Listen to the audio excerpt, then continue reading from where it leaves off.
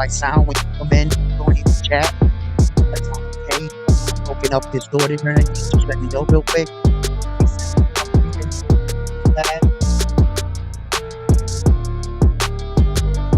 Show.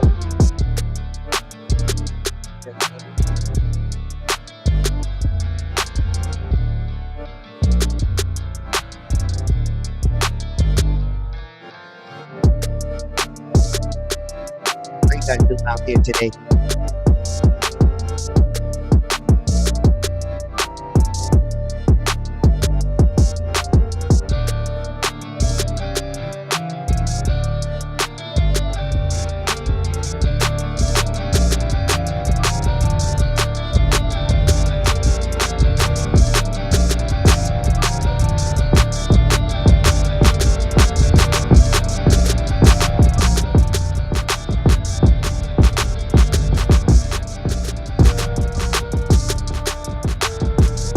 You guys can't hear me out there? You guys can't hear me out there? You guys can't hear me out there? You guys can't hear me out there?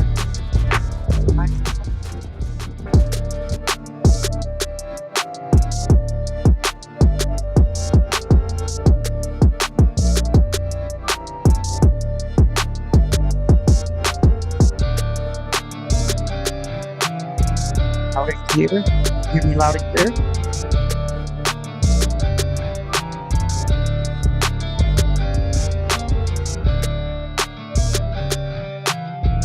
We good? We good? We good?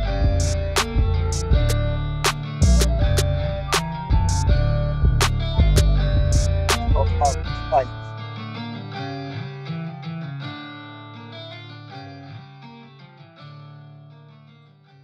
Hello, fight fans. We are back at it with another edition here at Sports TV. I am your host, Edwin. And where do all fights start? At round one. Thank you for tuning in. While you come in, please smash that like button. And we're going to get right into these fights. Another one.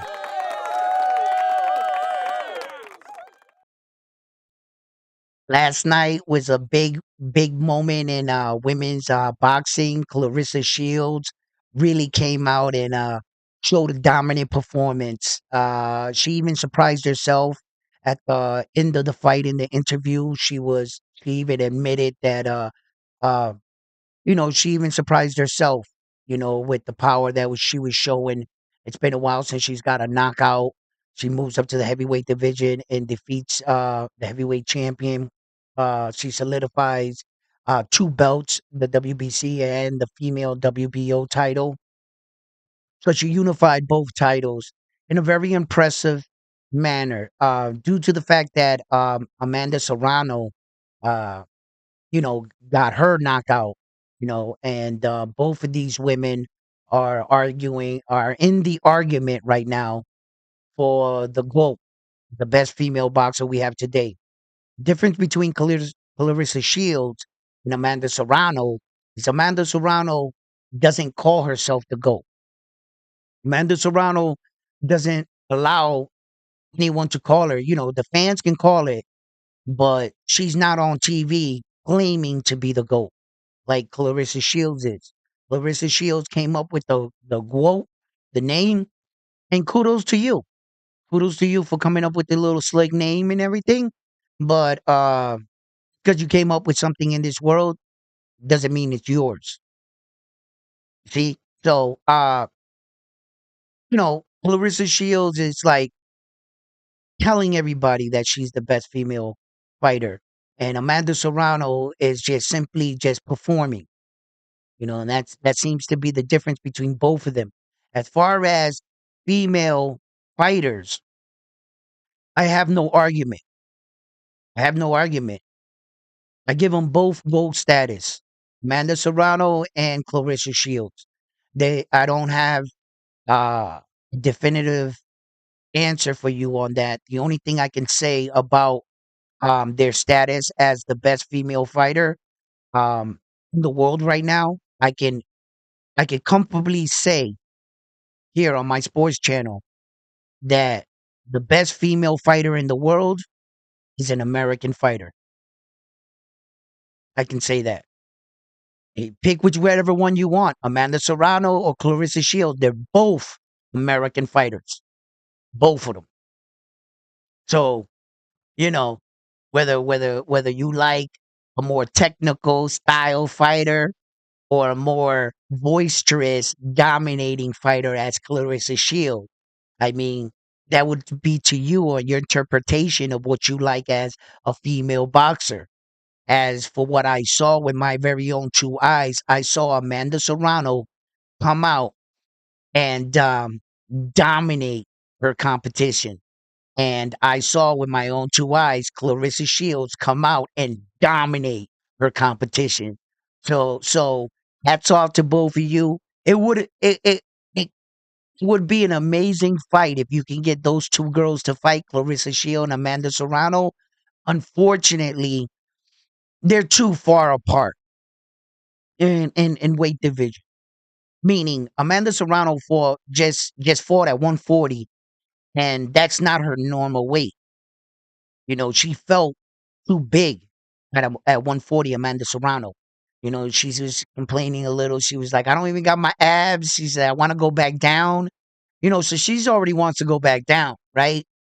Clarissa Shields looks like, she's at the point in her career where she ain't going back down from heavyweight. So she's going to fight at 175 probably from here on in, right? So we're talking a 40-pound, it's not a 50-pound weight difference between Amanda and Clarissa Shield.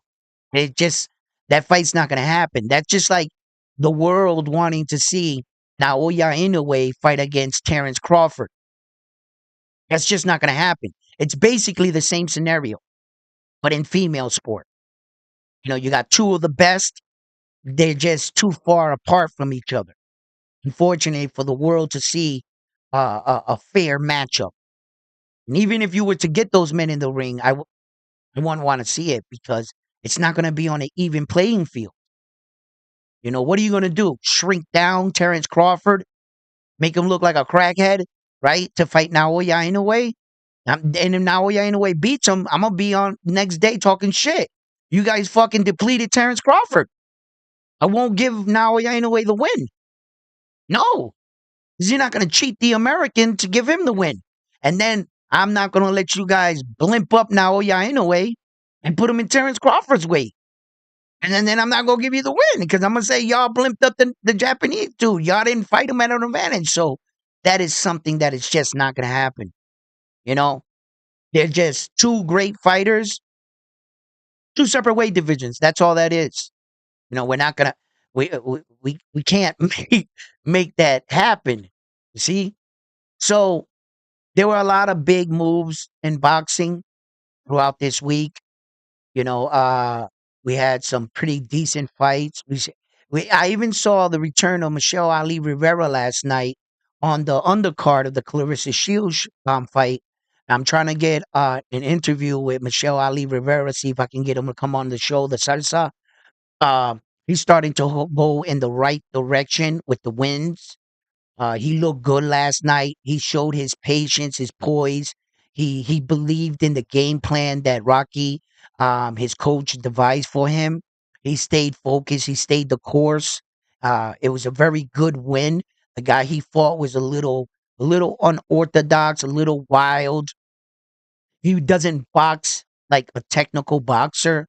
Uh, um, and he was giving a lot of fits to Michelle Ali Rivera, but by the fourth round or so, third, fourth round, right around there, Ali started to find his timing, his rhythm, and he started to land punches more frequently at that point. He really got his distance down, and you could see that he had a game plan and he stuck to it. So the relationship that he's starting to build with Coach Rocky, um, it's a good relationship.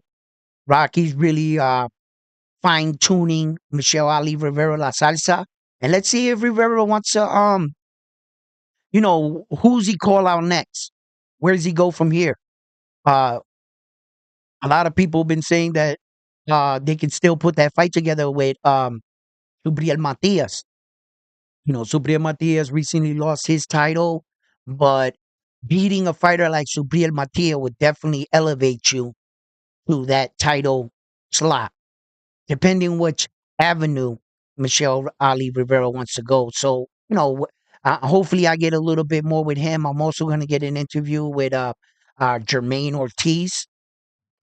And I want to talk to him a little bit about what his decisions are for his next bouts, and where does he see himself? Is he moving up or is he staying in the 140?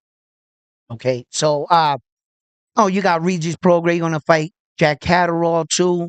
And that's gonna move the division right along at the 140. Uh you had the recent announcement that Vasily Lomachenko pulled out of the fight with Tank Davis. Top Rank went into negotiation with Tank Davis, and Vasily said that, well, you guys heard it. He put the messages up on the internet. His heart's not into it. He's just not motivated. He's not motivated to fight the biggest fight of his life for the most money and to unify two world titles, which this is why you're sticking around boxing, Vasily.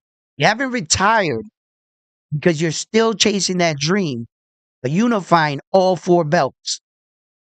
That's what Vasily really wants. That's what has been eluding him in the sport of boxing. So once again, Vasily, they're giving you an opportunity, not at one belt, but to obtain two. The biggest payday, the biggest lottery fight in your weight division, which is Gervonta Tank Davis, and all of a sudden, you're not motivated. How much motivation do you need, Vasily, to pick up this fight? Like, it's truly crazy. So, what Vasily and them are trying to do on the outside looking in, as a reporter, I'm looking at this and I'm saying to myself, they just want Tank Davis to take out Shakur Stevenson. They want Shakur Stevenson to take out Tank Davis, but it's every way you feel that fight's going to go. Bottom line is, they want the Americans to take out the Americans. You understand we are competing, and I always express this on my show. These are the gold medals right here. Those are the gold. Whoever has that brings that back to their country. Vasily has no problem coming on and saying he will not fight his fellow countrymen. The other Ukrainian fighter that has the belt. But if an American fighter was to come on and say, I won't, if Shakur Stevenson was to say, I don't want to fight Tank Davis because he's an American fighter, they would be all over him. When Saul Canelo Alvarez said he didn't want to fight Mexican, that's why he didn't want to fight David DeMonsa Benavidez, because he was Mexican. And David said, then I'm Ecuadorian, right? Because he's half Mexican, half Ecuadorian. So he said, then don't consider me Mexican. I'm Ecuadorian. What's up? Get it, right? That was funny. But when Saul Canelo Alvarez can say that, the Mexican fans will say, yeah, that's right, man. Yeah, we don't want Mexicans fighting against Mexicans. Saul's right. Right? But when Americans say that, oh, no, you ducking, you a bitch. You this, you that. Tank Davis is ducking Shakur Stevenson. Shakur Stevenson's ducking Tank Davis because they said they didn't want to fight each other because they're American fighters. That's what would happen. Because in America, we savages. In America, what we want, just the best. One, we're crazy. We think that there's just this one Superman out there that's gonna come out and wipe everybody down. And what happens in America when that exact same scenario happens? Meaning, you got the best fighter in the world, or the best basketball player in the world, or the best football player in the world in your state. What happens in time? They start to turn on you. You win a little too much in your sport. You're no longer the underdog story, the man and woman coming up, and you win a little too much, they'll turn on you. They just want the next incoming superstar to come up and take your place. And when you enter a sport as a child, what is What is the very thing they tell you to do when you enter into your sport? The coach looks at you and say, win. He tells me to win, to be the best in my craft. That's what my coach told me. When I go out there from a child, growing up in my sport, and you watch these fighters and men and women grow up in their sport, the Tom Brady's, the Michael Jordans, what did they do? They did exactly they were told to do. Win the game. And Tom Brady is a perfect example of what I'm talking about. He won a little too much.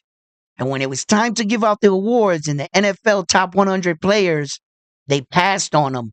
And they blatantly came out on ESPN and said, the reason why we're passing it on you, Tom Brady, is because you won too much. And they gave the award to Patrick Mahomes that year that Tom Brady actually beat in the Super Bowl with Tampa Bay when he went on that historical run in the Corona epidemic and he went through all those teams. If you win too much, they'll turn on you. Yeah, man. And it's like Devin Haney once upon a time had 4 belts at 135-pound weight division. He moves up to 140 in his hometown in Las Vegas. He's getting booed. Now Devin Haney has this stigma that he can't punch and he can't sell tickets, which Devin Haney sells okay. He doesn't sell spectacular, but he sells better than most 80% of boxers in the world. Devin Haney's selling like that, right? And all of a sudden, they got you convinced he don't sell, he ain't got no power. Really, he got no power, he don't sell. But miraculously, he got some of the biggest fights with Vasily, unified all 4 belts. He looks pretty rich to me with all that jewelry on, right? He looks like he's selling pretty good. That's how it is in this sport. You're going to have to give your fans blood. It's hard. It's a hard sport. It truly is. And boxing is truly a lonely man's sport. When you're coming up in the ranks in boxing and you're coming up, you shouldn't really have any friends. Nah. People pulling you in different directions, want to be seen with you. Boys are trying to bring you out, trying to get bitches on your name and shit. Because you got to come out. Because if you don't come out, then they ain't going to get nothing. They're not going to get free entrances to these clubs. You're like their fucking pawn.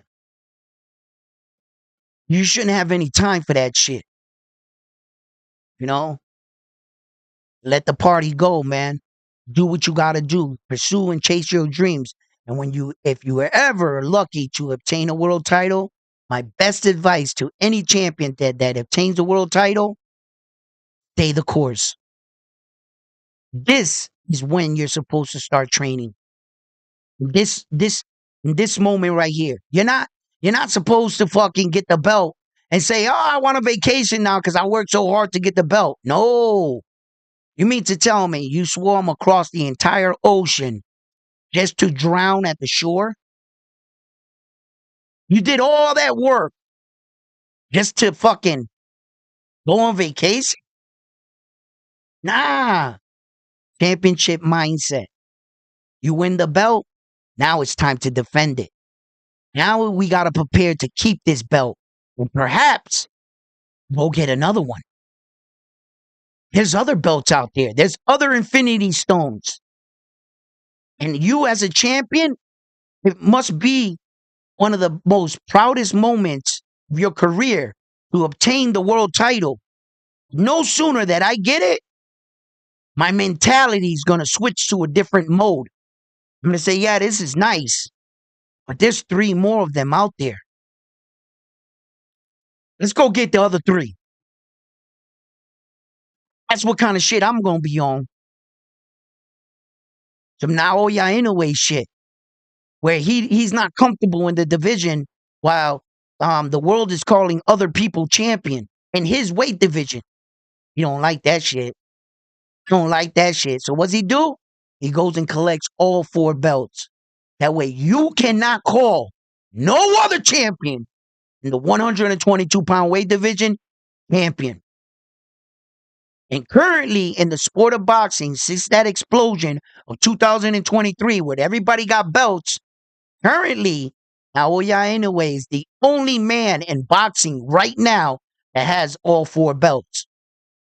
Demetrius Bivol and you know, I keep chopping up his name. I'm just gonna call him Arthur. And they're gonna fight for unification. And then David the Monster Benavidez is rumored to be the mandatory to that fight, which in actuality, everybody's like really clamoring over the fact of who David the Monster Benavidez was at 168 pounds. You know, he's a force to be reckoned with. Um, didn't really look all that good at 175, but he needs to acclimate to the division.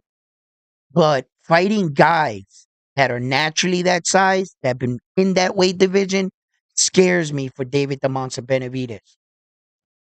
I think Arthur, he might not be as fundamentally sound or polished, and he doesn't look like David the Monster Benavidez. He doesn't have the volume of punches of David the Monster Benavidez has, but Arthur is very intelligent in the ring when it comes to punching.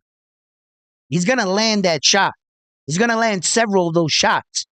Now, how David the Monster Benavidez takes his punch, I don't know.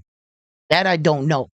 You know, when a fighter's moving into another weight division and I don't have footage or he doesn't have history in that weight division with his fellow competitors in that weight division, I really don't have a measuring stick. You know, time and time again, I've been that guy where that I thought I was going to measure this guy's fighting ability by the when he was in lower weight division. And boxing taught me doesn't work that way. Does not work that way. That's why Naoya Inoue is fighting these so many fights to make sure he transitions better. No, and he's moving the way he wants to move in the higher weight division. You see, so there's a lot to take from moving up in weight divisions. It's a risky, really risky um career move. It can pay off. You can take a loss. You know, many fighters have moved up. Um, uh, Donito Donaire tried moving up, lost. You know, I mean, I could sit here for hours telling you about all the fighters that tried to move up one weight division and lost brutally. Yeah, so that's something that. What's up, Bam? What's up, chat family? What's up, Road Rage? What's up, and salute to all my everybody out there. Do me a favor right now and just smash that like button for me. Let me check on what you guys are talking about.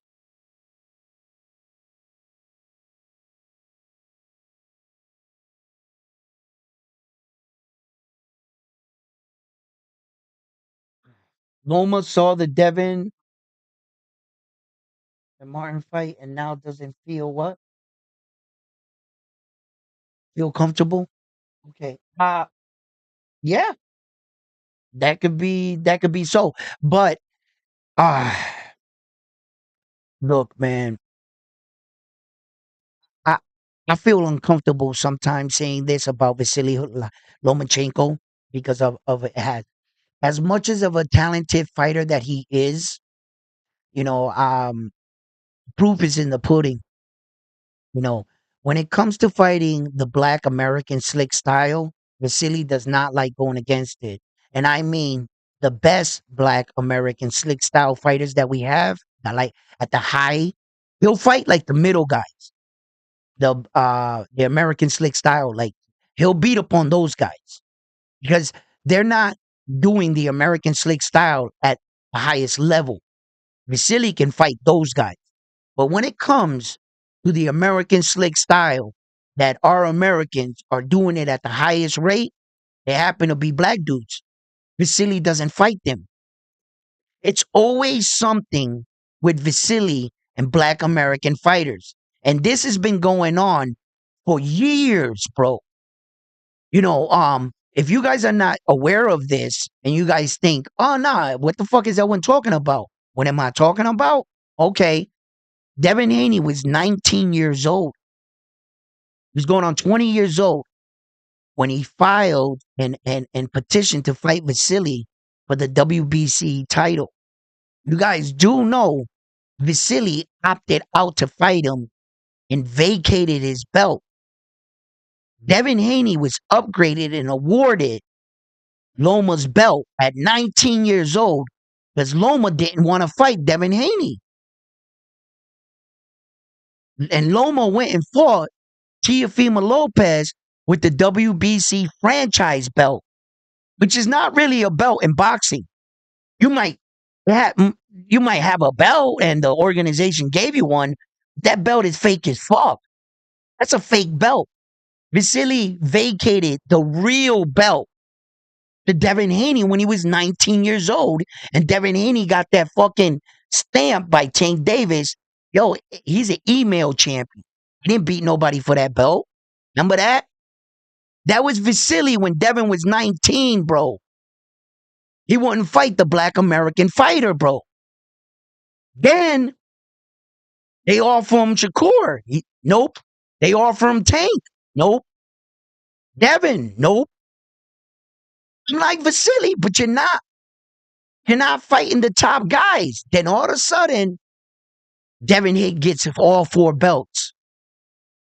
Right? And Vasily saw an opportunity to get all 4 belts. So it was kind of like, unless like the risk was so much, so great for the reward, he wouldn't fight them. Then he finally fought Devin Haney, and I bet he felt a little silly.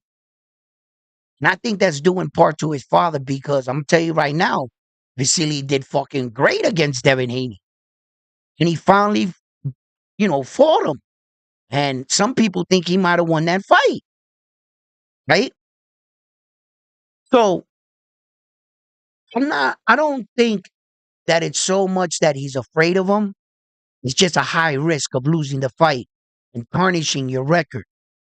2 things really Vasily wants is all 4 belts to have a prestigious boxing record when it's all said and done. You don't want to have too many losses. You know what I mean? On your boxing record.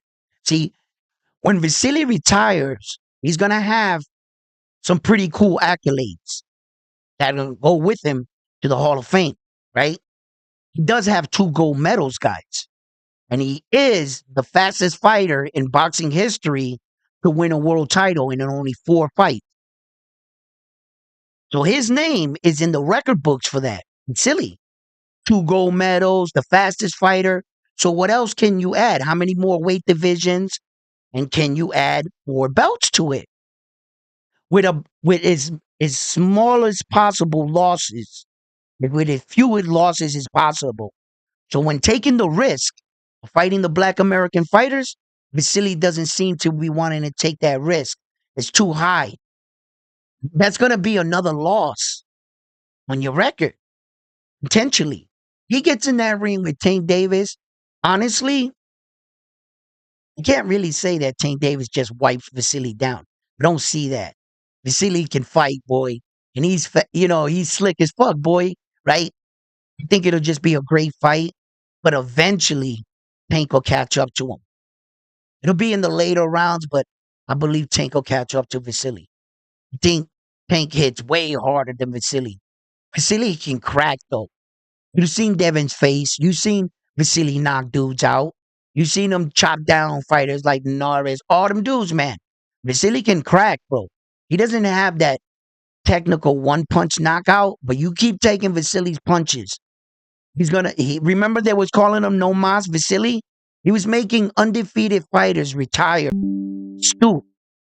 So let's not forget what Vasily's capable of. He is definitely capable of coming in there and whooping your ass. And since styles make fights, I'm not sure if the Vasily style has the key to unlock the puzzle that's Gervonta Tank Davis. Don't know that yet because I haven't seen them in the ring together. You see? So until that happens, then quickly I'll start to assess the fight as it's going along. And I'm just like, like when I saw Clarissa Shields last night, that first round set it all for me.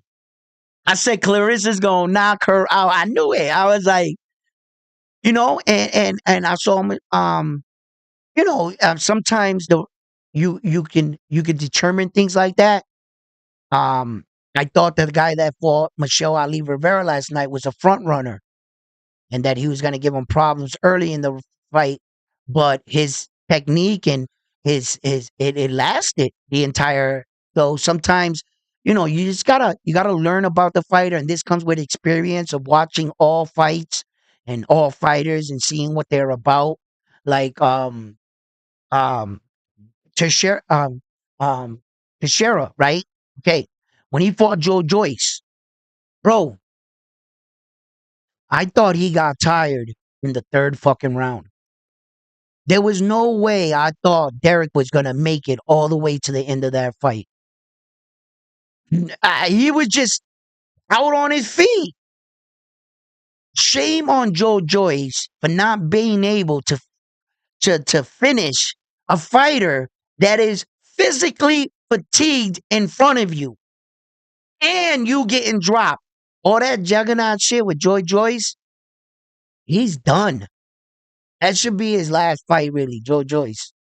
He's not gonna beat any of the upcoming young champions that we got. Not champions, but contenders, heavyweight contenders. Nah, not like that. He looks worse than George Foreman. You know how when George Foreman was slow, he was boxing, but at least when George Foreman hit you, you was dropping, baby. Joy Joyce doesn't have George Foreman power, for as big as he is. Nah, he's slow as fuck with no power. That's not a good combination, baby. He's not getting any better. Yo, he looked like he was like pushing his punches, like if somebody was holding his hand when he would throw punches. They just, yeah, man. Unless something miraculous happens in his training, the only heavyweight that has been regressing, and I still believe in him, is Deontay Wilder. That's the only guy in boxing right now that his skills have diminished as he got bigger in a bigger name. He got worse throughout the years. But I think he got worse because of his coaching decisions. That coach, he needs to leave that guy, bro. He has to. And he needs real coaching. He should have by now got a real coach. But with all his boxing experience, even his age as world champions, really sometimes is not a big factor when you're a heavyweight, because the last thing to go on a man is his power. And heavyweight, you can lose a little something as long as you got that power. 45-year-old George Foreman proved to the world that you can still do it like that if you can crack hard enough. As the heavyweight division is not a lot of skill. There's skilled boxers in the heavyweight, yes, but you can win with power. Deontay Wilder. One right hand, that's all he had. He had like 41 knockouts, 40 fights, 40 knockouts. It was like the ridiculous record, Deontay Wilder. So, he's the only guy that in boxing heavyweight right now that I feel like I'll still believe in Deontay Wilder. Until I see him in there with a good coach and just really solidify the fact that you can't teach an old dog new tricks. If he can't learn from there, then I'll be like, all right. I just feel like he hasn't gotten good coaching his last 4 or 5 fights. Around 4, 5, 6 fights, Deontay Wilder has not had good coaching at all. He needs to fire all those people, for real, my opinion. And I still think he has an opportunity. For as many times he's fucked up against Zhang Parker of late, I still think he's got a chance. He's still, with that right hand, when you got a right hand like that, anything is possible. I'll bet on myself any day if I had that kind of right hand. He's got like a mandatory right hand. He catches any human, and I mean any man, in the side on this planet. He's either breaking your jaw or knocking you the fuck out. There's not too many men. There's no man, I don't think. I don't think there's a man alive on this planet that can take a full-fledged Deontay Wilder punch. I don't believe it. I don't believe it. You know, you could stifle it, you could block it like Parker did, like Chang did. You know, don't let him hit, don't let him touch you. Don't let him touch you. But if he touches you, yo, he's not even that big of a heavyweight. He's tall in the sense of tall, Deontay Wilder. But as far as a heavyweight, its weight, he's not really that big. What's he weigh? 218, 220 at best? Deontay Wilder? 220, bro. At six fucking what is he? 6'6"? Right? He's fucking huge. When you got heavyweights that are north of the equator, like 260, 250, 256, 270. Big Baby Miller into the ring almost 300 pounds. He was 280, 290. I mean, he's actually like 298, some shit like that. He was like 2 pounds away from 300 pounds for a heavyweight fighter. And Deontay Wilder, he has a slender frame, so he's doing that to those men like that. It just goes to show. So when you got something like that, I don't give up on that type of fighter because I understand power and game changing ability. When you have or bring something into a fight that you're a game changer, you can work off that. You know what I'm saying? You could definitely work off that. You know, that would be like if you had lightning speed. We could work off that. You know what I mean? So look, fight fans, there's been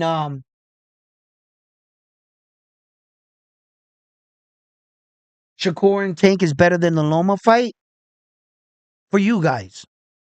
For you guys, it's a better fight. Yeah, not for me. Not for me. For me, I would rather them fuck up Loma first, then fight against the Americans. Then Shakur and Tank can fight against each other. But if you ask me first, nah, competition's first. Beat the shit out of them first. I would have it no other way. I want to make sure that at the end of the night and at the end of the fight, champion is an American champion. Yes, yes. They beat up Loma, beat up that other Ukraine, and Tank and Shakur fight. Guess who's going to win that night? America. Those belts ain't going nowhere, baby. Right? But you let Tank and Shakur fight, then all of a sudden, Loma comes in. What if he pulls an upset?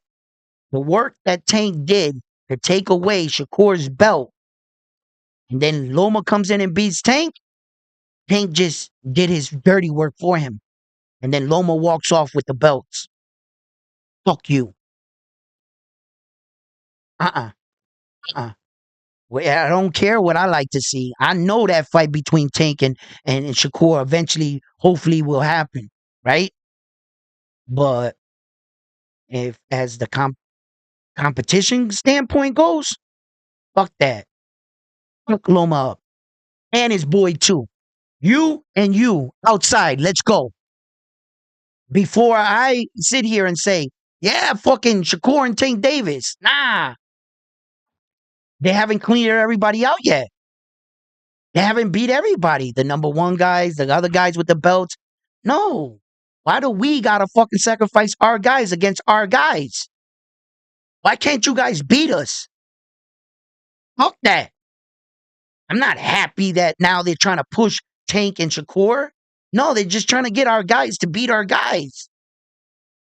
I'm not too happy about that because there's other guys freaking ducking out there. Shakur should go bust that other dude's ass, that other Ukrainian dude, and they need to fucking force Tank and Vasily and then come together. You know? What you gonna do? Have the Americans take out the Americans and then throw both Ukrainian champions at the Americans just in case you lose one? You got another shot to try to beat them. So once the Americans knock out all the Americans, now we got to fight two Ukrainian fucking champions. They got two shots to beat us.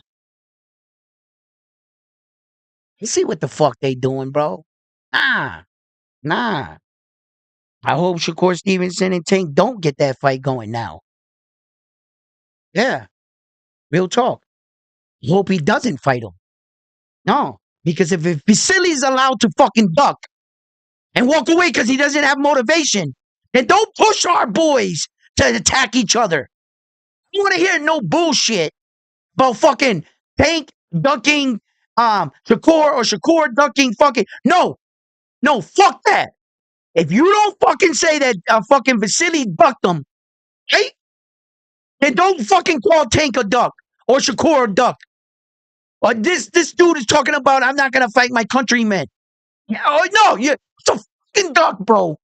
And all they're trying to do is get us to kill each other, bro. Ah, bro, man. You guys got to see what's going on out there. You got to open your eyes. Yes, I would love to see Tank and Shakur fight. Yes. Not now. Not the way they're doing it. I see exactly what these fuckers are doing. Yeah, nah, we competing, bro. Them belts need to stay here. Yeah, bro. Nah. Nah. I like Loma. I like all boxers. I'm not, but my competitor nature and the way I think, at the end of the day, I got nah. It'll be a great fight, yeah, but if Vasily can fucking duck, man, nah, don't put our boys to kill each other. I'm not down with that. All right, let me get some love, baby. That's right. All right, don't fall for that shit, bro. Those are our boys out there. Nah, don't fall for that. Uh-uh. Talk about Vasily's on vacation and trying to leave everything on Shakur, trying to damage his name. Why? What? He walks out the back door and gets no criticism for ducking? Fuck out of here. You're a duck, Loma. You're a fucking duck. And you're scared to death of our American black style fighters, bro. Yeah, I said it. It's the truth. It's the truth, bro. If you don't fight your fucking other Ukrainian fighter, then don't push our guys to fight each other. Fuck out of here, bro.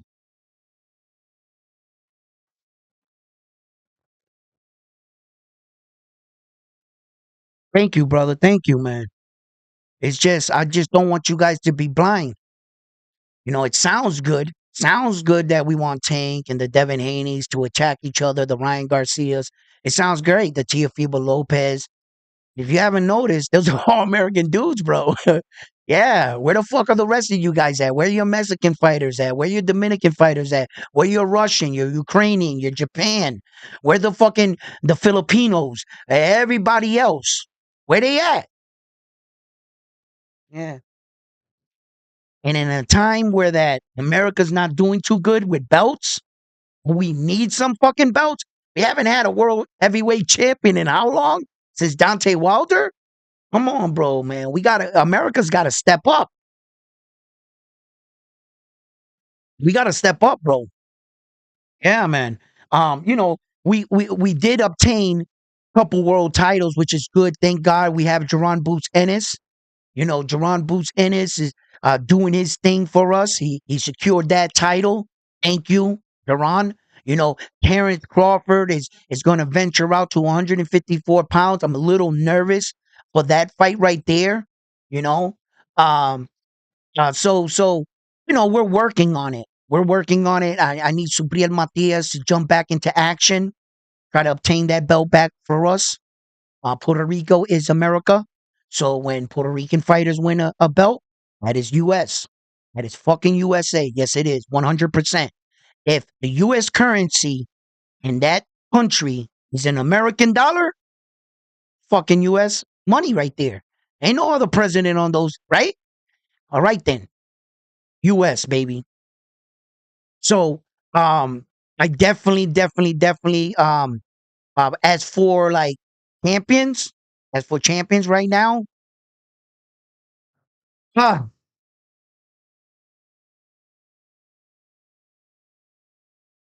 there are a lot of moves being made right now. You know, Schofield is about to be elevated, or I think he's fighting for the vacant belt. Like they took away. So that's at 168 pounds. So you see, and sometimes I wonder why David the Monster Benavidez didn't push the IBF way. No, I understand he had ties with the WBC, but the WBC really fucked over David the Monster Benavidez, and they sold him a lot of dreams. They told him, that, we'll give you a shot with Saul Canelo Alvarez because of the WBC ranking system. He was the next man in line because nobody beat him for his belt. In fact, he lost his belt due to outside recreational drug use, cocaine. He was stripped of the title. And once upon a time, Saul Canelo Alvarez said he didn't want nothing to do with David the Monster Benavidez' belt. No sooner he was stripped of that belt, what was Saul Canelo Alvarez's next fight? For his vacant WBC world title. And since he obtained his title, he's been playing keep away with that belt.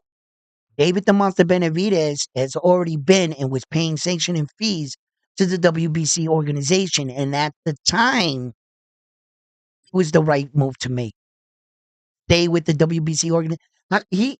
How would he have known that the WBC was going to play this fuckery shit with him in that belt? Who would have known that would have happened? I would have stayed in line too. After 2 years, though, I'm not sure. Maybe I would have seen it. Maybe I wouldn't have. Maybe I would have kept the course because it was like the WBC kept putting a carrot right in front of David the Monster Benavidez' face. How many interim belts did David the Monster Benavidez win for the WBC? He is currently the interim WBC 168th champion right now.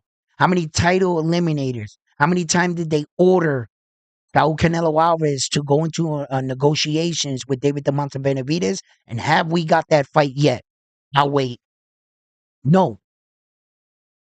When someone orders you, like the WBC, they just ordered it. They ordered Vasily to go into negotiations with Tank. And Vasily walked away from the negotiation table with no penalty. Yeah, you can order a ham and cheese sandwich. You could put extra cheese on it if you want to. You can order anything. Doesn't mean you're going to get it. You fucked up your order. How many times they fucked up your order at the window? Huh? Vasily Lomachenko just fucked up Tank Davis's order. That's all he did. Because he can't be a mandatory.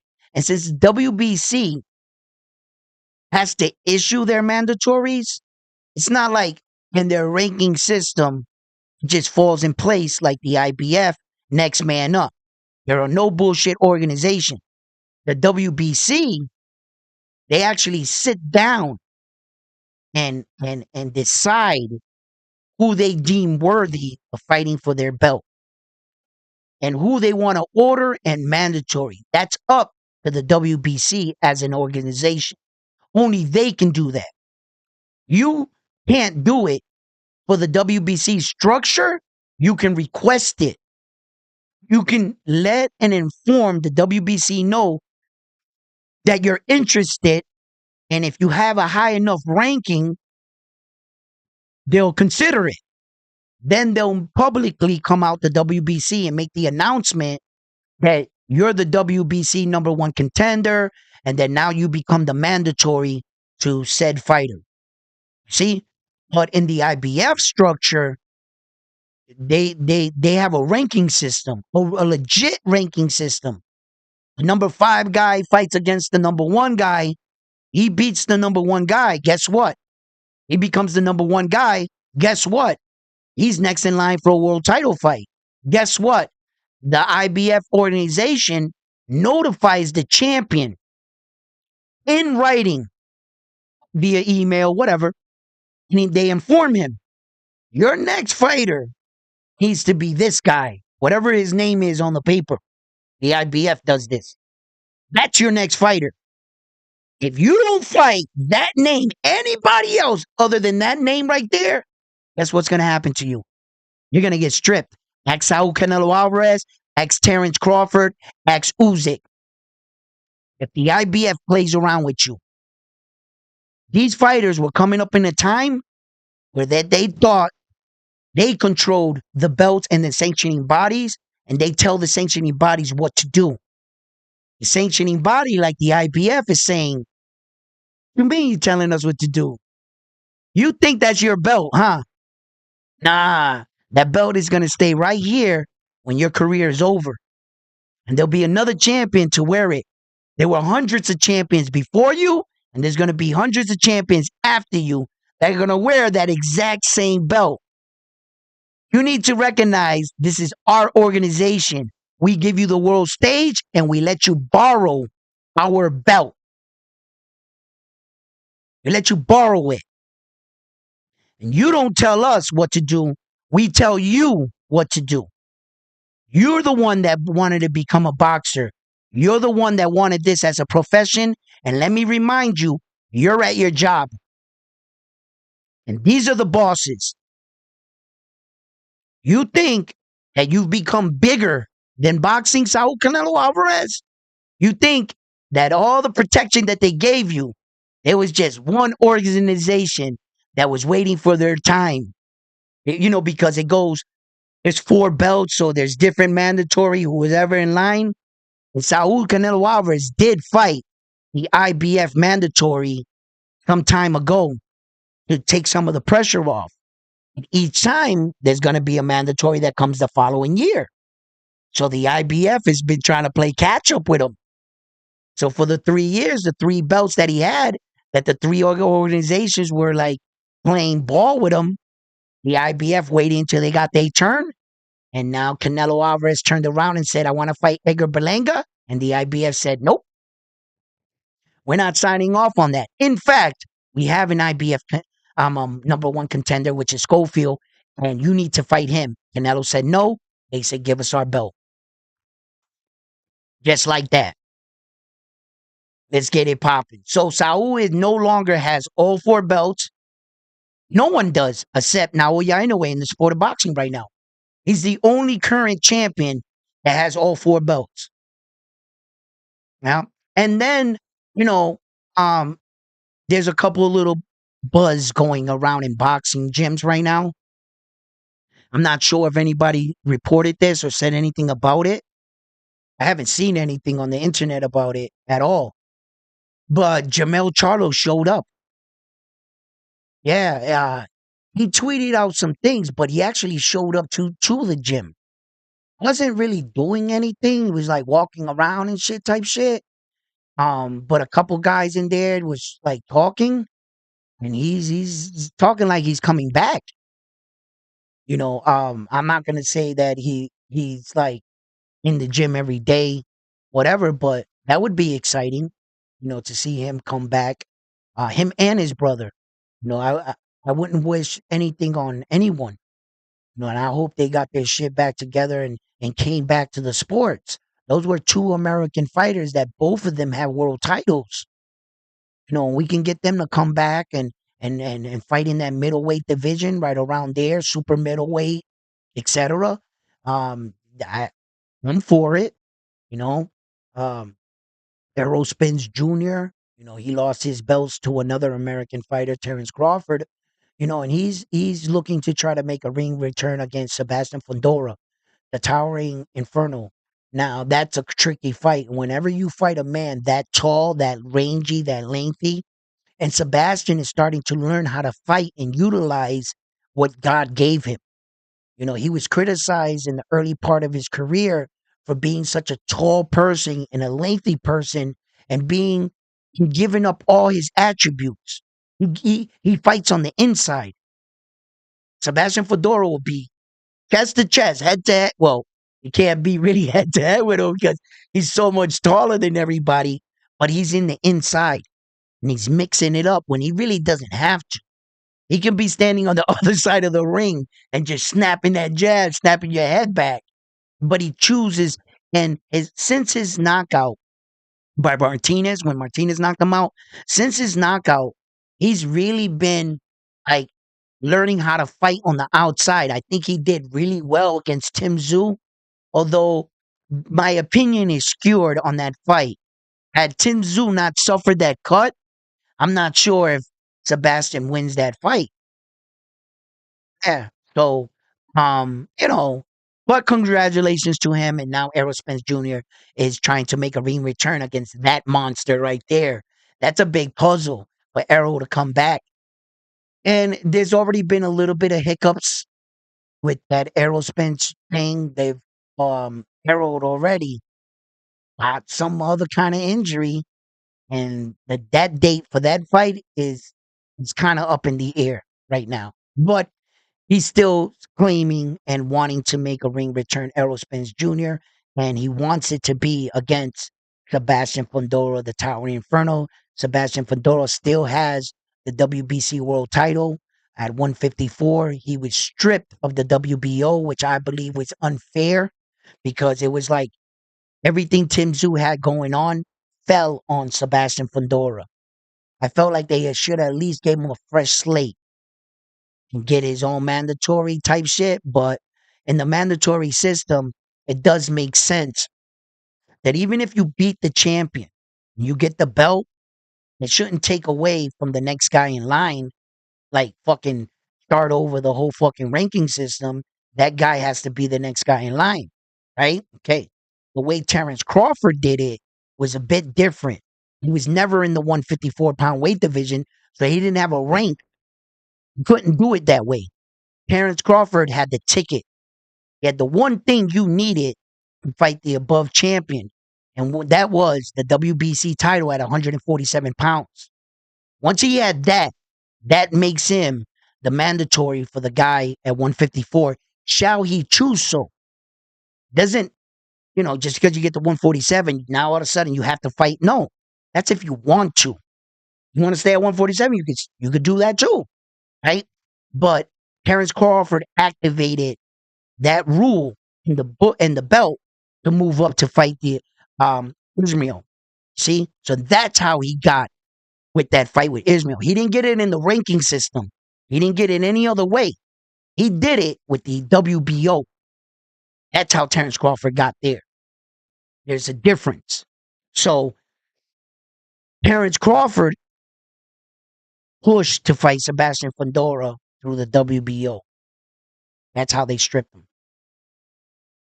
It's complicated sometimes. It can be a little confusing, but once you start to, it lays out perfect for you and you start to understand, okay, this belt, because can't take it in consideration that you see all four belts and you just assume that all belts work the exact same way with the same structure and rule system. It's not like that. You have to find out all the rules for each belt. Remember, once upon a time, there was only one belt, the WBA. That was the only belt. And then all of these other belts spun off their organization. WBC was next.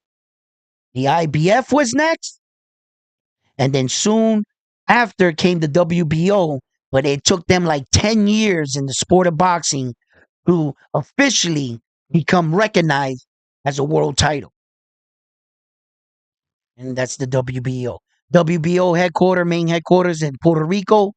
WBC main headquarters in Mexico.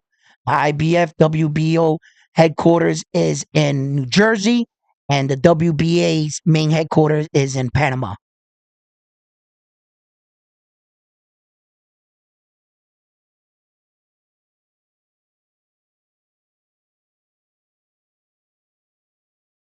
What's biased about his saying that our countrymen fight other countries first, then fight each other for the belts? That's why they stay in America. Well, who said I was buying? You are Puerto Rican, but no pictures of Canelo or Tito. Can you send me one? Can you send me one? Because I put up my Puerto Rican flag, right? And I put this up. These posters ain't fucking cheap. And I don't buy like paper posters, bro, where they're fucking $10. This is a fabric poster. This costs hundreds of dollars, bro. You know what this get this picture right here and then talk to me. I don't like Tito or Kodo. Why don't you send me a fucking poster of them? And I'll put it right up. I don't have all the fucking money in the world to buy every goddamn fucking poster for you to dictate that if I got a guy on my wall, it's because I'm showing respect. That's where my boxing insight comes from? Really? Bro, because I wouldn't mind putting them up. But if you go to any poster store right now, I dare you. When's the last time you saw a poster of Miguel Cotto, Felix Trinidad, or Tito? I'll wait. I'll wait. And then when you order them online, like Amazon, like I did, I won't do that again. I fucking ordered this poster right here thinking it was a poster of Naoya Inoue, and they sent me this shit. Look how big it is for $20. And this ain't even a picture, a poster. You know what this is? This is metal. This is metal. It's a metal sheet. Yeah. So, like, my this ain't no paper shit, cheap shit. You know? And this is not a Puerto Rican boxing channel. This is not a fucking no. This is a boxing channel. I cover all boxers, every one of them. And I respect my legends, whether you agree with them or not. I'm not saying I'm the greatest Muhammad Ali fan in the world or Floyd fan in the world, but they're on my wall. You know why? Because they're boxing fucking legends and they deserve the respect. I would love a picture of Miguel Cotto and Felix Trinidad. Send it to me. I'll put it right there, right on the wall, baby. And don't send me no cheap shit neither. Because it ain't going up.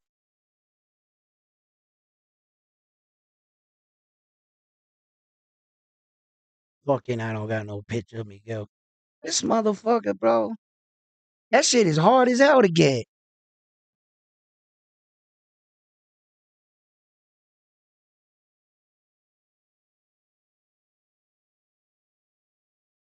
That'll be a mega fight all on Junto and Naoya Inoue. First, he has to get by his kid brother first. The other Inoue. The other Inoue, I mean. Yeah. He has to get by his kid brother first, Junto. Junto is really like coming along well. The fact that Junto, Rafael, like his coach, Junto's coach, is an American coach, right? From America, right? He might be like born out in Mexico, whatever, but they live in America and they training out here. He goes out to Vegas, all that Junto to get sparring partners, good work. He'll go to like Texas. He'll go all over. And that's why Naoya Inoue in Junto style, it's not like, like Chinese has Chinese boxing. They thought until they came up against the American style boxing that they realized there was other ways of fighting. And like Bruce Lee and things like that, they were like looking at Muhammad Ali's footwork and seeing that there was other ways to fight. So I'm pretty sure Japan had Japan boxing.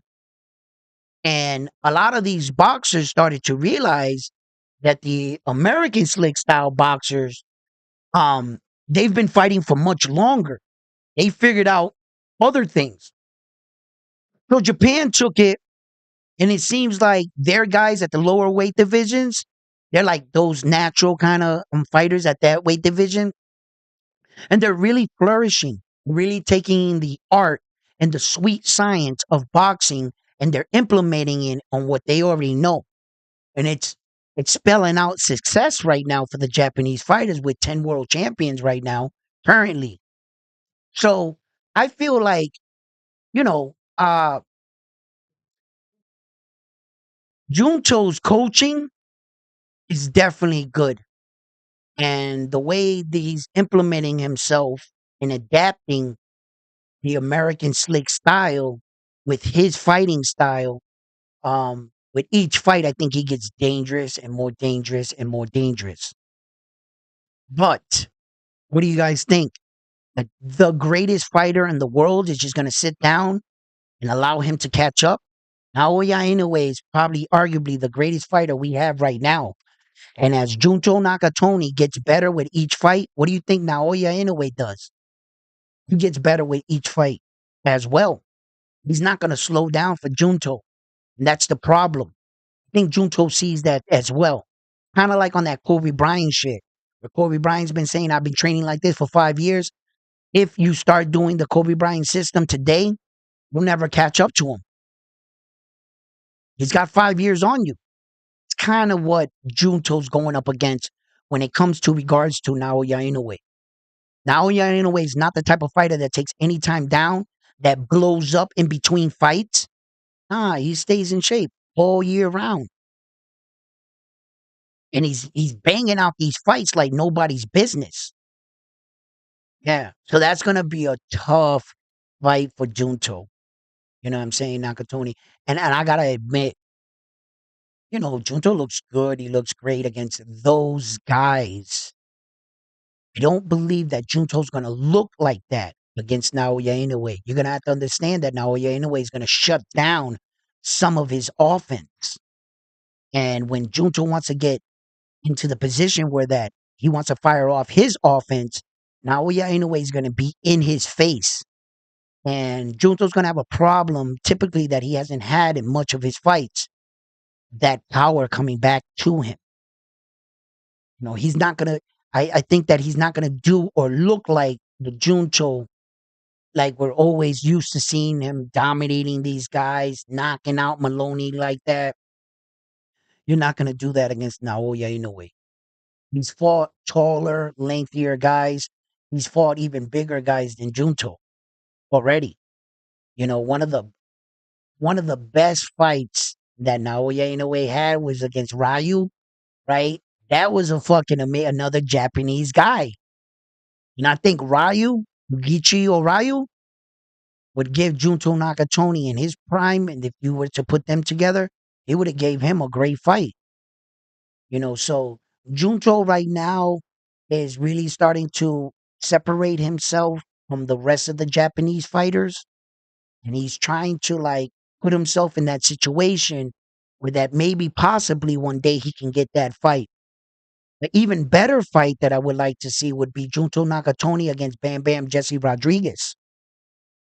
I would like to see Jesse Rodriguez start to move up and challenge some of those Japanese fighters on the way through to possibly one day even coming against Naoya Inoue, that Japanese monster. There are a lot of possibilities for Naoya Inoue. He's just in a funny weight division where that he doesn't really have that household name, right? But he's doing just great. Look at the criticism that he's getting right now to date. Up to date, he's fighting TJ Doheny. TJ Doheny is the number 2 ranked opponent in the world. And they're giving him shit for fighting against the number 2 opponent ranked in the world. You're fighting against the number 2 guy, Naoya Inoue, defending all 4 of your belts. But somehow the world is saying that he's a cherry pick at the number 2 spot. How is this shit possible? Do fight fans even pay attention to ranking systems? Do they even know who TJ Doheny is before they speak? Do they know that he was the only man that raised his hand to fight Naoya Inoue? Do they know that Casemiro didn't take the fight? MJ didn't take the fight? Stephen Kubo Fulton didn't take the fight? Goodman didn't take the fight? Nobody. Did they happen to mention that part to you?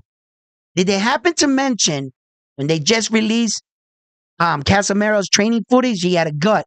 Did they happen to tell you that MJ's on vacation and he was never going to be ready to fight Naoya Inoue? And that his management came up with all these rules and structures, so much bullshit, just not to come out and say they didn't want to fight Naoya Inoue.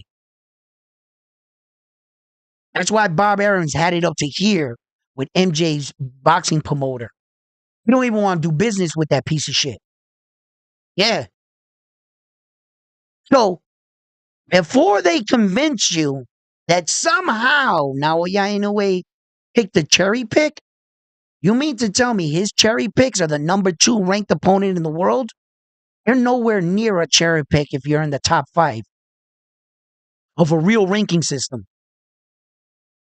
You can't call a top 5 fighter in the world a cherry pick, bro. You are legitimately the top. There's like 1,350 people in your weight division, and you're ranked number 2. You didn't fight the 230th like Goodman did. Just before the Naoya Inoue fight, Goodman fought the number 219th ranked opponent. He was ranked number 219. Naoya Inoue is fighting the number 2 guy, and somehow they're trying to say he's a goddamn cherry pick. Yo, I can't make this shit, bro. Fucking people are goddamn, yo, anything. They just say anything out their fucking mouths, bro. That is one of the greatest fucking fighters I have ever seen in my fucking life, bro. But yet, they're gonna convince you he's a hype job, hand wrap, some steroid shit, fight in America. All shit that has absolutely no truth, no fact, nothing, bro. They just trying to destroy his name. And I understand why. But I can't be biased, bro. I want the Americans to have the belts and the records. Yes. Don't beat them that way. I won't. I'm not down for that. Beat them in the ring. Beat them legit, bro. Yeah, man. Yeah. Like, I'm more American than I am, but I'm not going to lie. I'm not going to lie. And I'm not going to fucking dog this Japanese dude because he's killing our fucking American records. If you want to stop him, then fucking stop him, bro. He's right there. Find someone to beat him. That's all. That's all. I've been cheated in my life, bro. I know what it's like to be cheated. I know what it's like to be talked shit upon. I know what it's like for people to lie on your name. I know what it's like to want to fight that fight, but they don't let you fight the fight. The dude's talking shit to you. He done said he's gonna knock you out 10 times. Then everybody else, get out of my way. Let me bang it out with him. No, I said what I said. I won the argument. Yay! Fuck is that, bro? Like, I know what it's like for people to fucking hate on you, bro. I know what it's like when people lie on you. I know what it's like when people are being told or misled fake information. I know what that's like, man. And I didn't like it. And I'm not going to let him do it to him. Not in my sport. Not in my sport where it is determined by the best men and women fighting. You're not going to fucking become the best by fucking running your mouth.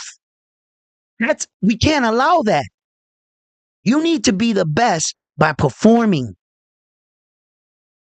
Sometimes I'm critical on Shakur Stevenson for that very thing. Yo, Shakur, you know what you're the best at? Running your fucking mouth. Because it doesn't seem like you're fucking performing well.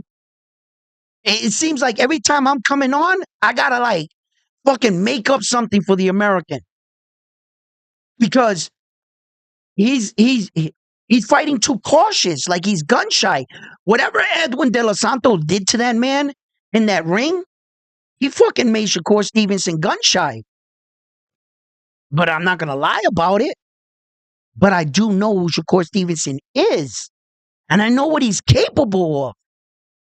At any time, he's got the skills to wake up and fucking take it to somebody if he just bites out on the mouthpiece. He just got to do it. It's not a question that if he can. Shakur is one of the most talented fighters I have ever seen. With talent? Oh, when he's on and he's reading you, oh my God, it's so hard to hit that fucking dude, bro. It is so goddamn hard to fucking put hands on him. But there's another part of boxing. It's called offense. You don't get points for evading punches. You got to get points by punches landing. So Shakur Stevenson, definitely, I'm in agreement. He has to step it up when it comes to fan pleasing. When you're thinking about a person that paid their hard earned money to watch you fight, to fly in on a plane, rent a hotel room, go through traffic, dinner reservations, all these things just to make it to your fight, to have a snooze fest, that's what they're not going to like. Not everybody loves the sweet science. I understood what Shakur was doing in that ring. He boxed fucking well. He actually did. He actually fucking didn't have too bad of a performance. The fact that him and his grandfather were arguing, they weren't seeing the same thing. His grandfather, like reading the night. We all do remember leading into the Shakur Stevenson fight. There was a robbery in Newark, okay, where old Foster got robbed for his title. So Shakur's grandfather was thinking that the judges were a little, so he was just looking out for his grandson. And here comes Shakur fucking arguing. You don't talk back to your coach. You got something to say, you say it to me in back of the locker room. You don't do it in front of TV. First of all, it shows weakness in your team. Then it also shows weakness in your family structure. Let's not to remember, that is really his grandfather. So that's family.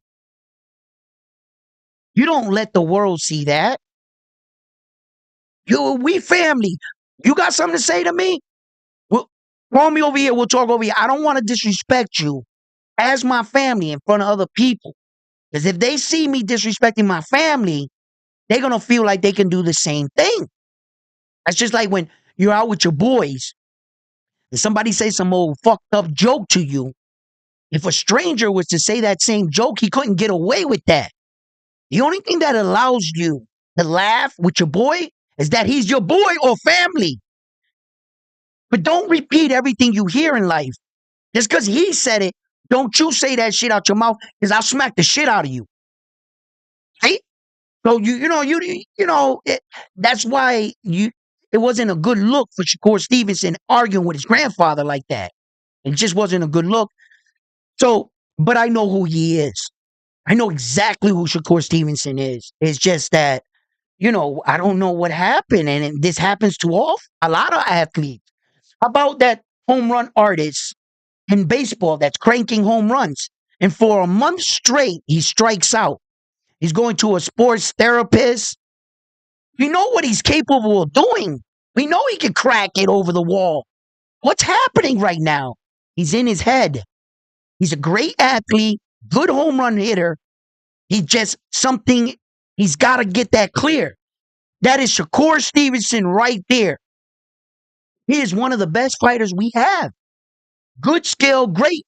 Yo, if you don't think Shakur Stevenson is a great fucking boxer, then you don't know boxing. Okay? Right? He's in his head. He's not hit. He's striking out right now. He's in that process where that athlete is fucking up. You got to figure it out. He's got to be mentally strong. And he'll come back. He'll start cranking those home runs. And everybody will be a fan again. But one good thing about boxing, and this is a blood sport. You give the fans blood, they'll love you again. They'll forget about all this shit. Shakur go out there and knock the motherfucker out. They'll be like, yeah, Shakur, yeah. Yo, give them blood. Give them blood. They'll love you again.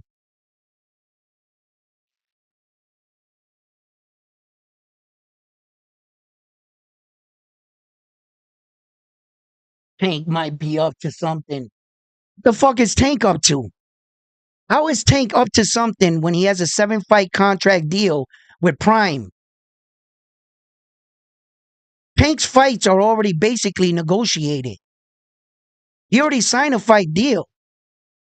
They're picking his fights. So how the fuck does Tank got something going on? He's in a negotiation. He has to give Prime so many fights. And in those fight things, they've picked fighters for him. I don't know what fighters they've already picked, because this is like when Bob Arum wanted to re-sign Shakur Stevenson for the fight deal. Shakur Stevenson and Bob Arum were like, within those 5 fights, one of those fights is a Tank Davis fight. You must fight him. That's in the contract. Tank Davis signed a 7-fight deal worth like $200 million.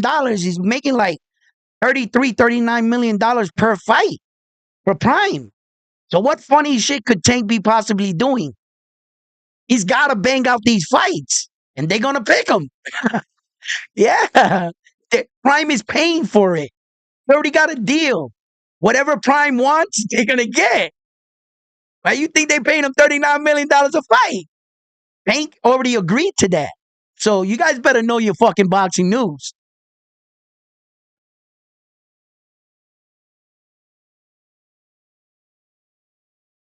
My English not so good looking. They said he had a list and Shakur is on it. Yes, he is on it. He got a list. Prime knows what the fuck they doing. And Vasily was on the list too. Vasily hopped off.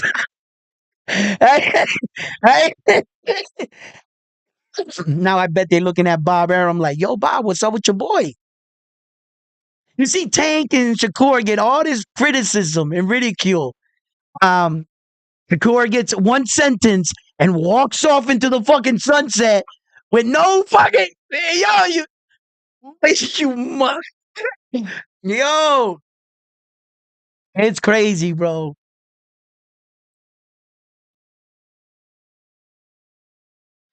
You guys know why, right? You guys know why you guys are always giving Shakur Stevens and Tank Davis shit about not fighting each other and the Devin Haney's. You know why, right? Because deep down inside, you know they are the best. And if you're asking for that fight, why do you think you're asking for that fight? Because you want to see the best fight the best.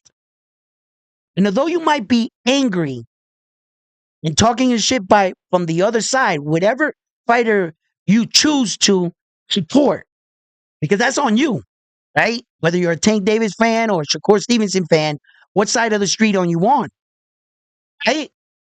But the reason why you're talking shit about both fighters, because they are the best.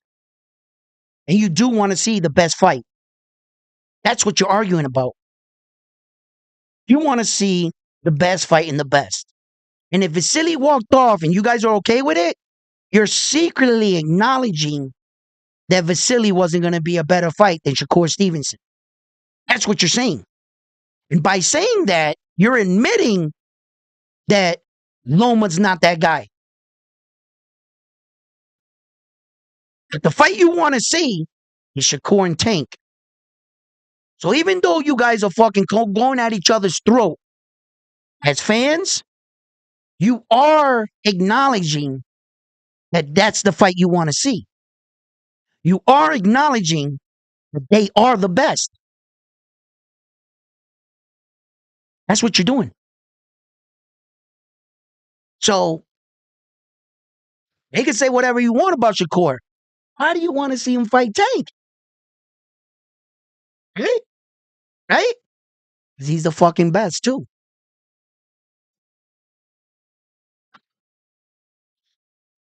And that's the truth. That's the fucking boxing truth. Yep. Oh, roll rage, you know what time it is, baby. That's the truth.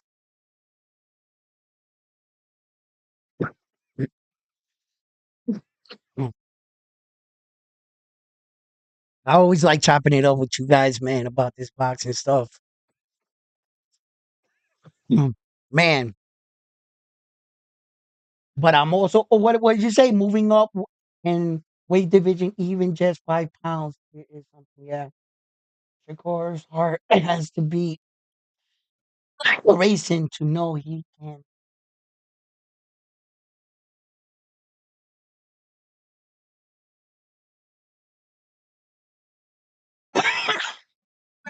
Yo, man.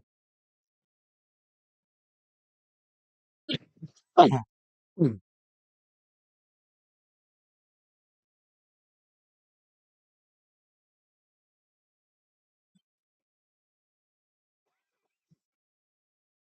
What was that?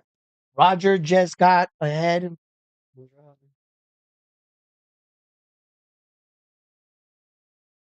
Ooh,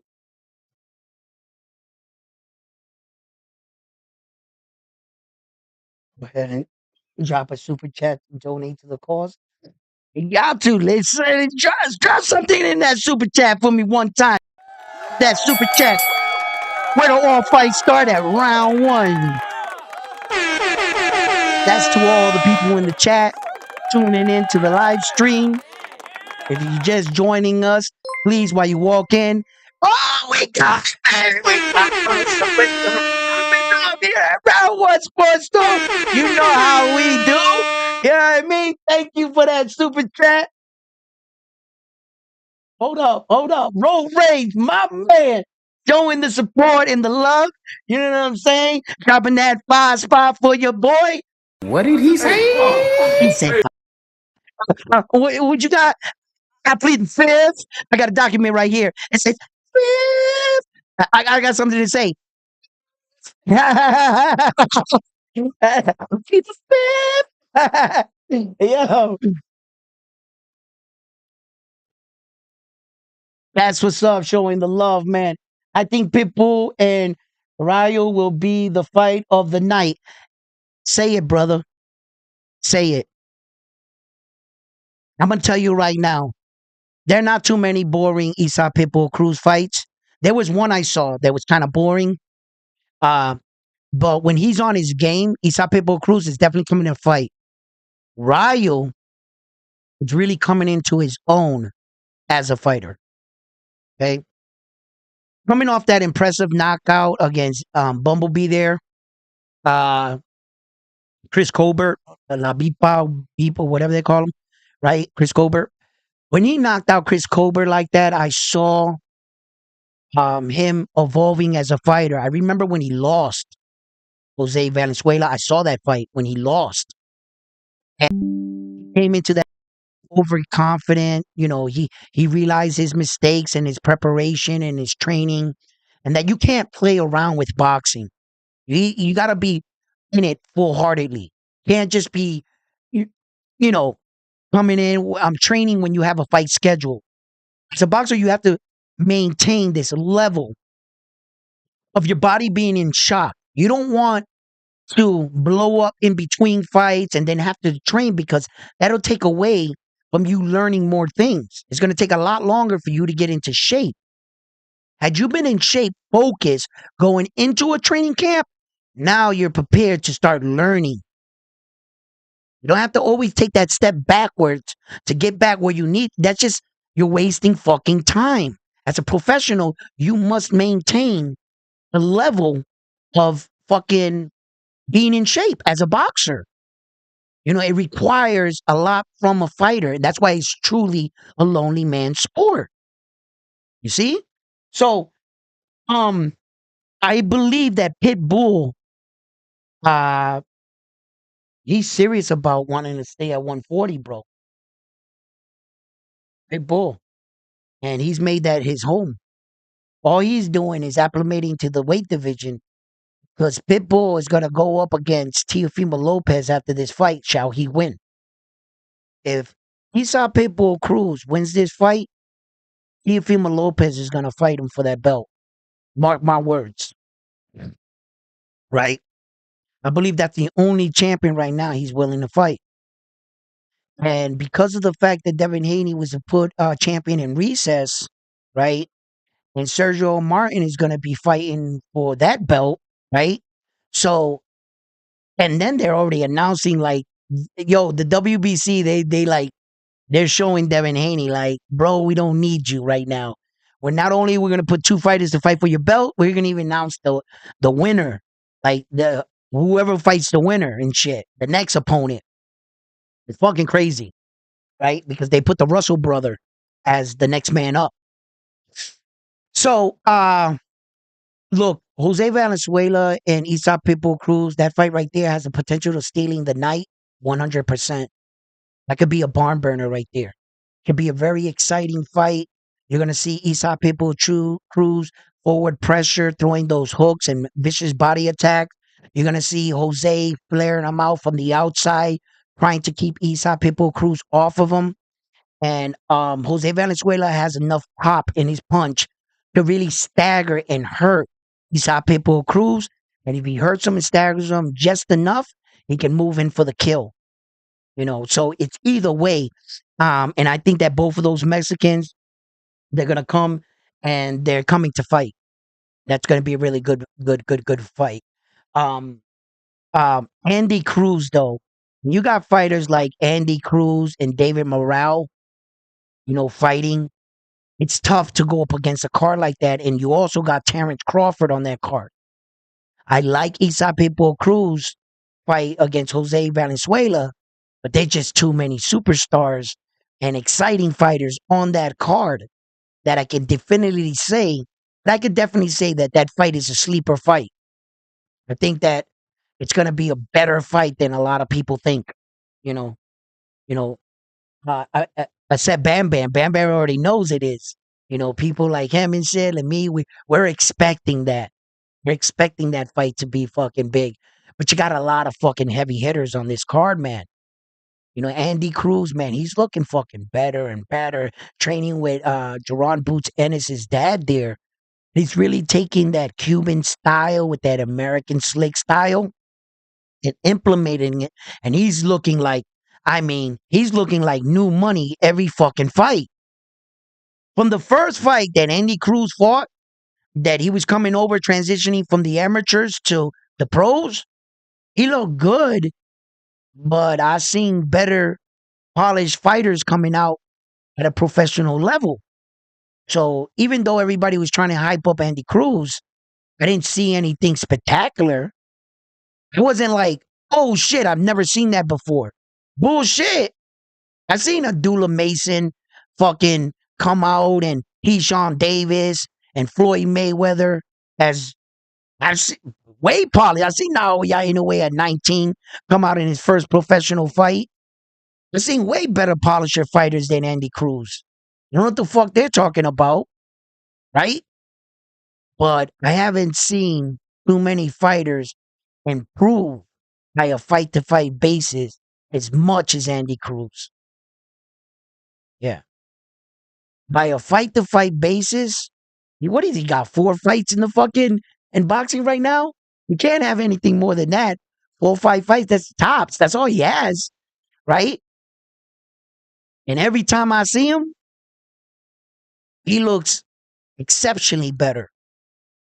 You would think that from one training camp to another training camp, you can add to your fighter arsenal. You can add a punch or two and a little bit of movement. He's basically going to be the same fighter. A little bit smarter, a little bit faster, a little bit more in shape, and he's learning. Andy Cruz, nah, man, he checked out all the boxes and then some more with every other fight. With only the 4 fights or so that he has, I was like, shit, yeah, he's coming along really fast. Really, I gotta admit, he's coming along fast as fuck, and it's really all starting to click for him. And then when you got fucking, David Morrell and, these guys and in the picture for the best Cuban fighter right now is none of them, to tell you the truth. Is none of them. It's what's his fucking name there? Uh it'll come to me in a second. Hold on. It'll come to me. But there's other Cuban fighters that are better. That's what I'm just meaning, you know.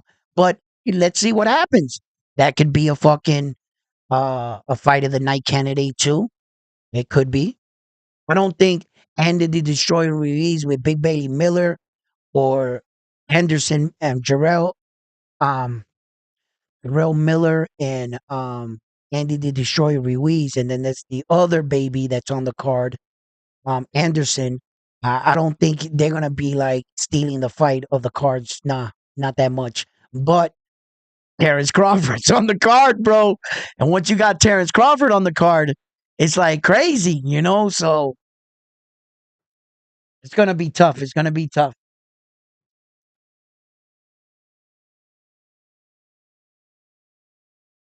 Andy Cruz Pro. I'm Proly. What are you trying to call him? Like Roly?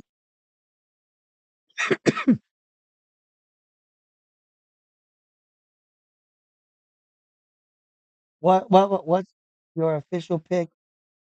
The Pitbull, right? Hey, yo, frontline, use a sucker frontline.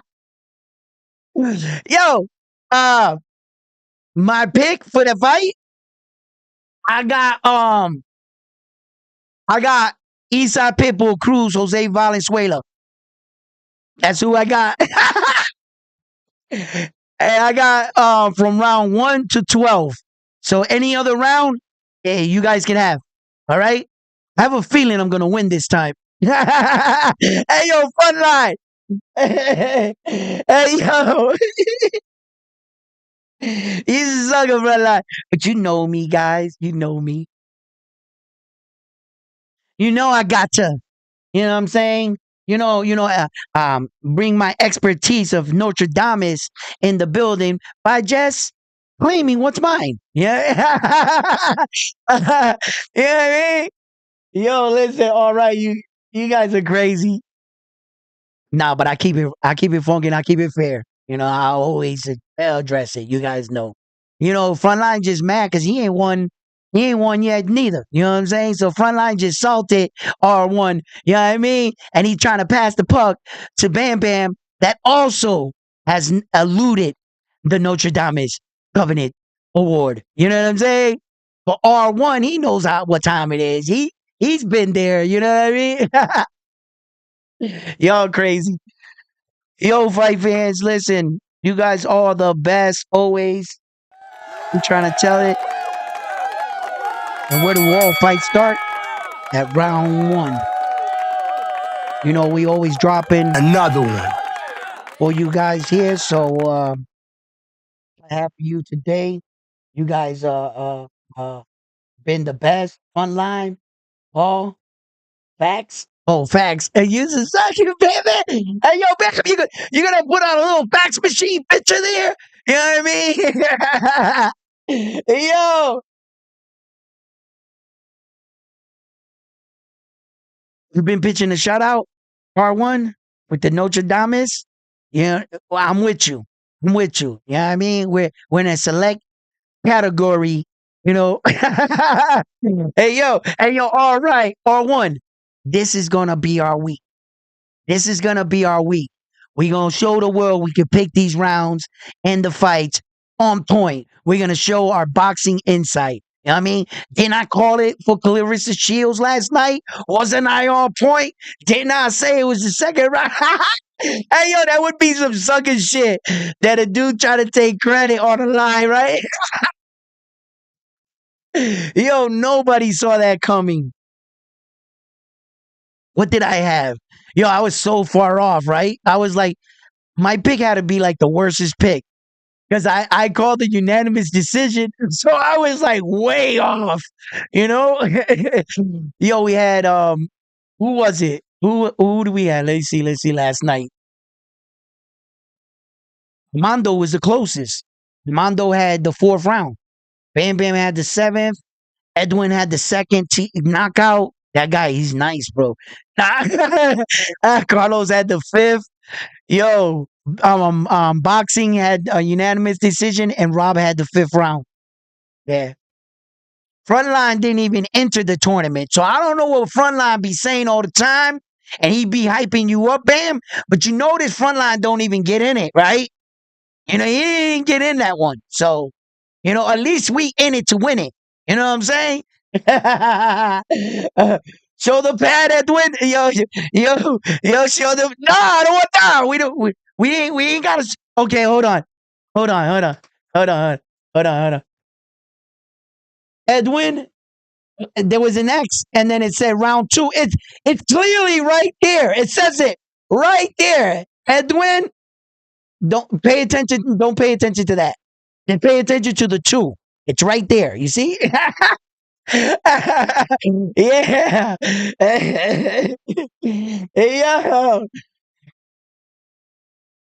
Mm. Frontline had me thinking. Frontline was the one that put that in my head. You see what I'm saying? As a matter of fact, Frontline, you working for other channels, huh? Is that what it is? Yo, yo, yeah. Yo, I ain't right. Well, I ain't wrong. You know what I mean? Yo, yo, crazy. What did he say? Whew.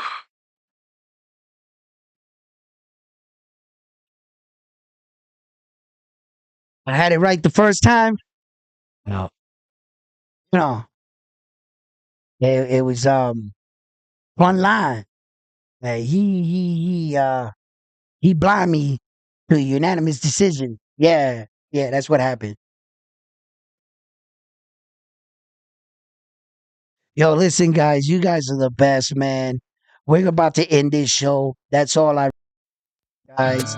But I always, it's been my pleasure to be your host, chopping it up, talking boxing. On your way out, please give the excuse me, give the videos a like. If you haven't already, subscribe to the channel. Click that bell notification icon. It'll alert you to every time I go live. Thank you, fight fans, for tuning in. It's always been my pleasure. Once again, I'm on to the next one after this one. I will see you Monday. Monday's my day off, really. Let's see what's going on. I'll probably do something. I got the new equipment anyway, so I wouldn't mind. All right, so fight fans, salute to all of you guys. You guys have been amazing. Salute to the chat. Give you guys are amazing. Thank you for tuning in.